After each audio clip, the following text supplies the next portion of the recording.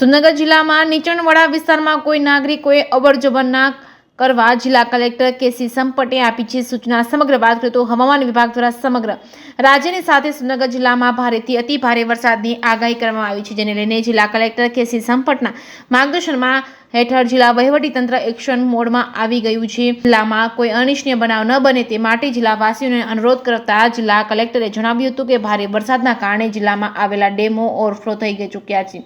આ સંજોગોમાં ખાસ કરીને નીચાણવાળા વિસ્તારોમાં પાણી ભરાયા હોવાથી લોકોને સાવચેત રહેવા અને પાણી ભરાયા હોય તેવા સ્થળોએ અવરજવર ન કરવા સૂચન કર્યું છે, જેથી ભારે વરસાદના પગલે જિલ્લામાં વઢવાણ તાલુકાના ખમીસણા, રતનપર, જોરાવરનગર, સાંકળી તેમજ લીંબડી તાલુકાના નટવરગઢ તેમજ દોલતપરા, શિયાળી તેમજ રાજપર, પરનાળા તેમજ જાંબુ, સુરનગર શહેર, ભાગોવા નદીના બંને કાંઠે આવેલા નીચાણવાળા ગામોના સ્થળાંતર માટે જિલ્લા વહીવટીતંત્રની ટીમોની કામગીરી કરી રહી છે। તમામ જિલ્લાવાસીઓને સ્થળાંતર માટેની કામગીરી કરી રહી છે। ટીમોને સહકાર આપવા અને નીચાણવાળા વિસ્તારોને અવરજવર ન કરવા ખાસ અપીલ કરવામાં આવી છે। જેકેએસ ન્યૂઝ ગુજરાતી સાથે મહેશ ઉતેરિયા, સુરેન્દ્રનગર।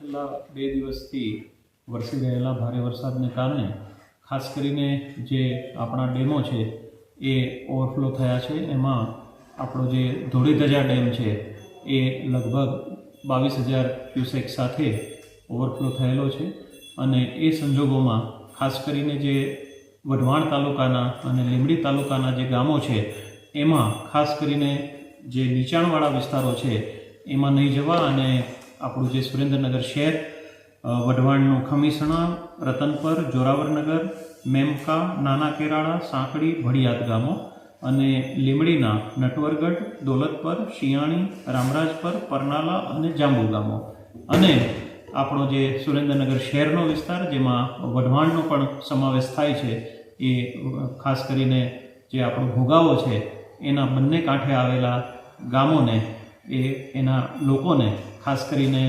નીચાણવાળા લોકો જે છે એમને સ્થળાંતર કરવા માટે થઈને અમારી ટીમો કામ કરી રહી છે।